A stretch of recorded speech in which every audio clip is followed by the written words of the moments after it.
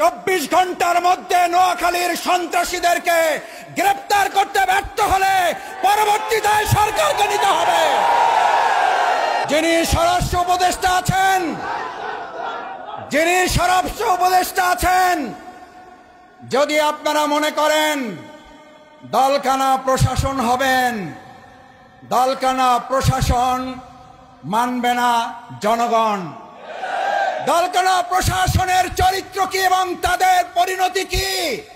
2024 সালের জুলাই আগস্টে শুধুমাত্র শেখ হাসিনার বিরুদ্ধে লড়াই হয় নাই, লড়াই হয়েছিল দলকানা প্রশাসনের বিরুদ্ধেও।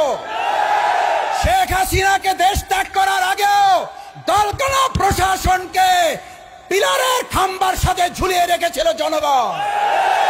আমি সেই পরিণতির দিকে প্রশাসনকে খেয়াল করার অনুরোধ করতে চাই।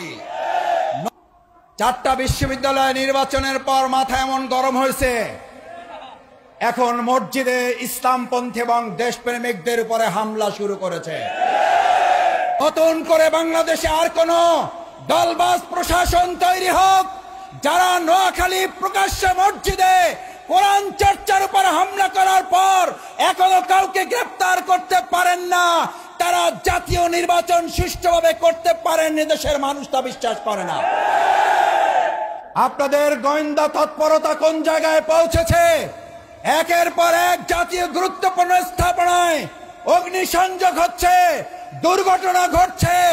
আমরা মনে করি বর্তমান সময়ে যারা আর নির্বাচনে ভালো ফল করতে পারবেন না বলে হতাশ হয়ে পড়েছেন, তারা সহ ফ্যাসিস্টদের কিছু প্রশাসনের অংশের সম্মিলিত তৎপরতায় এই কার্যক্রম হতে পারে বলে দেশবাসী মনে করে।